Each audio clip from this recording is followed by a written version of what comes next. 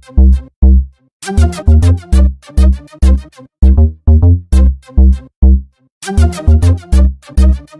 se cache, hein, vous inquiétez pas, hein. Il est pas loin, hein. Il y en a de partout, mais il se cache. C'est pour ça qu'on n'arrive pas à l'avoir. Hein. Il se planque, hein. Je sais pas, c'est pas des questions, ça, j'en ai rien à foutre, moi, à la rigueur de où il est, qu'est-ce qu'il fait. C'est pas mon boulot, mais l'OFB, ils le savent. Ils savent où sont les meutes. Ah ben, les éleveurs de doux, c'est-à-dire dès qu'il y a des bêtes qui sont crevées, de les balancer à la préfecture, il n'y a que ça. C'est à l'État de faire son boulot. Il n'y a aucun moyen de protection dans la mesure de la configuration que vous avez. Il n'y a aucune solution. La seule solution, c'est à chaque fois qu'il y a des bêtes tuées, ben, de les balancer à la préfecture. Voilà, sans cesse.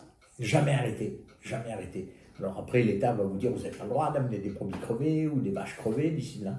Il faut constamment les amener à la DDPP, à la DDT, à la préfecture, voilà. Chaque fois.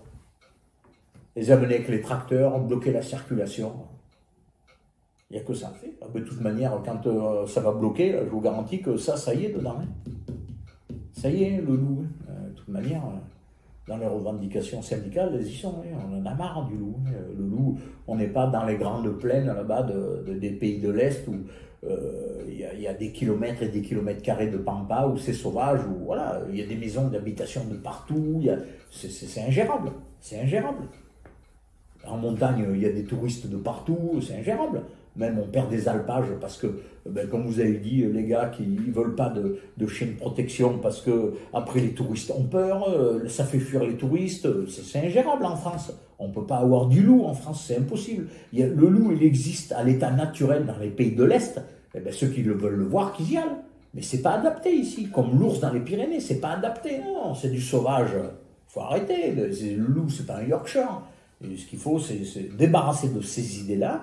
Et que ceux qui veulent voir du loup, ils ont qu'à aller dans les pays de l'Est, là-bas, là où il est naturel, là où il est jamais parti, là où les gens sont tous habitués à avoir de la faune sauvage autour de chez eux, qui savent les réflexes. Nous, ici, c'est trop tard. Les gens, ils connaissent pas. Ils connaissent pas, ils n'ont pas les bons réflexes, ils ont peur des chiens de protection.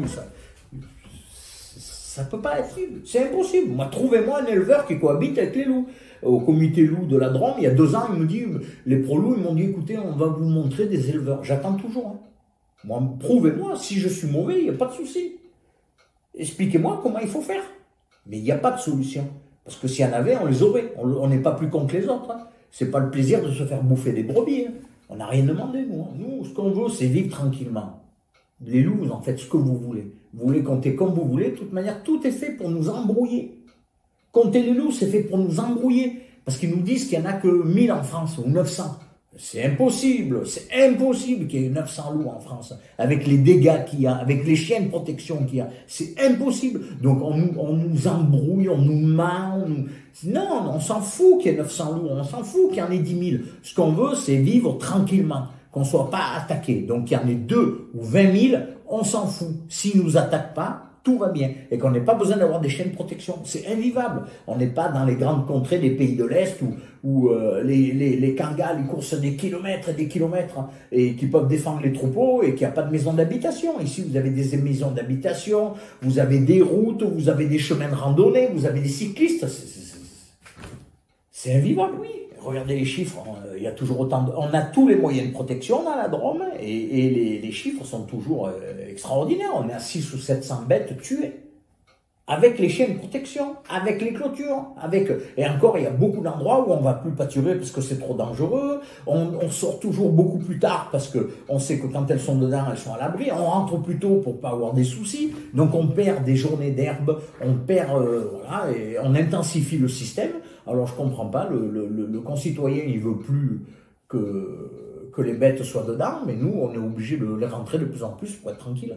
Qu'il y ait quelqu'un qui se fasse bouffer par le loup, et puis voilà, on attend que ça.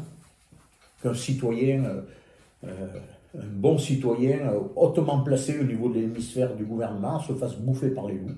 Et puis il n'y a que ça qui fera bouger. Voilà. Nous, de toute manière, on alerte depuis 30 ans, personne ne nous écoute, personne... Voilà, donc on nous ment, voilà, c'est ce que je vous disais. Ce qu'il faut, c'est qu'il y ait quelque chose de grave qui arrive, et voilà. J'ai eu des Kangas, j'en ai plus, parce que c'est pas adapté à notre région.